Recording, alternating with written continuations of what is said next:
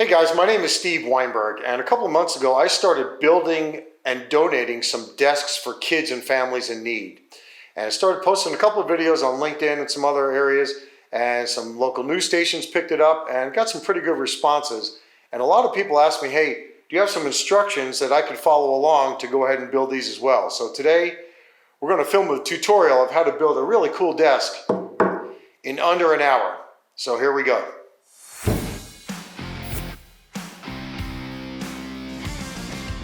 Hey guys, so the first step we're going to do here is actually build the desk box. And after a couple of minutes, you're going to have something that looks just like this. So to do that, you're going to need a sheet of plywood, 2 feet by 4 feet. And I so happen to have one of those right here. And everything I'm saying here, by the way, will be on a full-blown materials, cut list, and instructions list down below. So if I'm going fast, don't worry, you'll be able to reference everything I'm saying. So we're going to measure for our top piece. The first measurement is going to be at 17 and a half. And I drew a pencil line right here. That represents our top. The next piece is going to be the same at 17 and a half. Then you're going to need to make 2 more marks at 4 inches for the 2 sides and the back. Okay guys, so I've set up my fence at 17 and a half. So I'm going to make my first 2 cuts. One for the top piece and one for the bottom piece, just like I said. So here we go.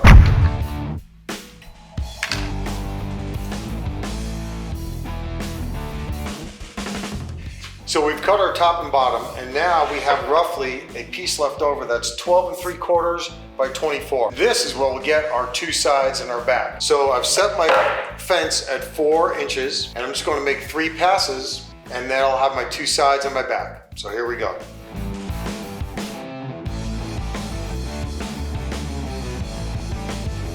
So we just made our cuts, so we have our back and our 2 sides. So one of the design changes that I made to the original desk is I wanted some overhang on each side so the legs are not shooting up and you can't touch the legs or possibly get a splinter when you're handling the desk. So what we're doing is we have our bottom piece. This is 24. We're now going to trim this down to 22 and a quarter. We're going to do it both on the bottom piece as well as the back piece so they match up. So I've set my fence to 22 and a quarter, and I'm just going to make a cut on the bottom and a cut on the back.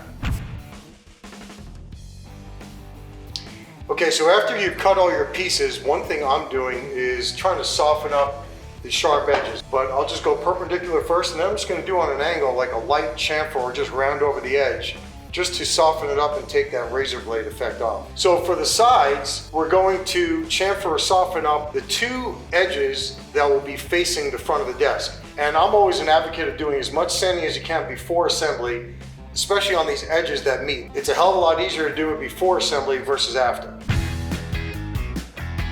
So we're ready to assemble our pieces. What we're doing is I've got our bottom here. I'm just going to take a nice little thin bead.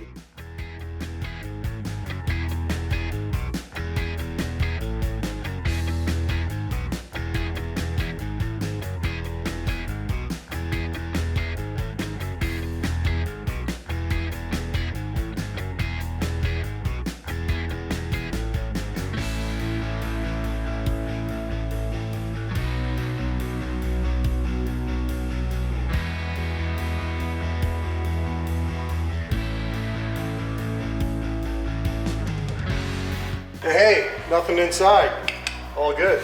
So this is the box. Okay guys, so here's how we're going to cut our legs. And like I said, this is all on the instructions list. The legs are going to get parallel 10-degree cuts on each end. So we'll start off by taking our square and we just pivot to 10 degrees, make our line. And these legs are going to be 29 inches. I've made these recently. I made my mark right here at 29. And now I'm going to come in here and I'm just going to go on my mark and pivot to 10 degrees. And when I measure from one end to the other, right on the money, 29. What you do is you just bring this over to your miter saw and you adjust the miter saw to 10 degrees and you just cut right along your line. Now, as far as the side supports go, they too get a 10-degree angle cut, only here they're not parallel, but they're opposite. Again, we take our square, make a mark, and we pivot up to 10 degrees right here on our speed square. We come over here, and because we want the opposite, we're on this angle now, we're measuring 10 degrees, make our mark. And this way, we have the perfect orientation of these lines. And you go over to the miter saw and you just follow the line, and you have your 10-degree cut here, 10-degree cut here, and this will give you your side supports. And once you cut them, you're done. Like I said, then you're just doing your sanding and you're cleaning it up. And that's how you make your legs and the side supports.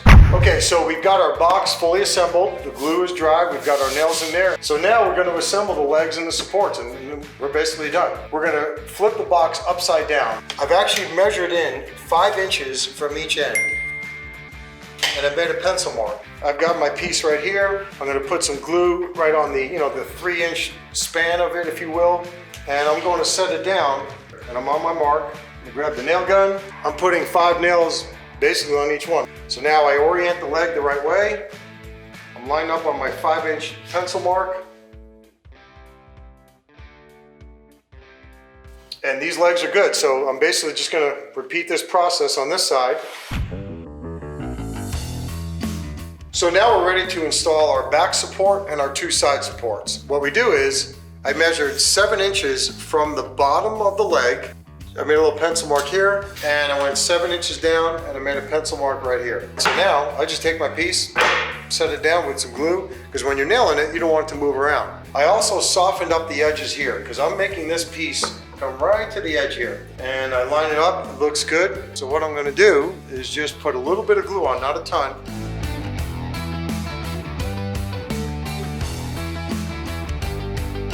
And now we've got our back piece on.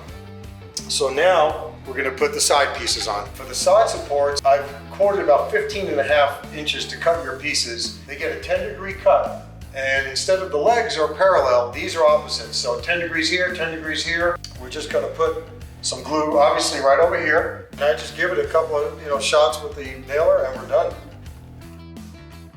We just did this one. We flip it around, repeat the process on the other side, and this desk is done.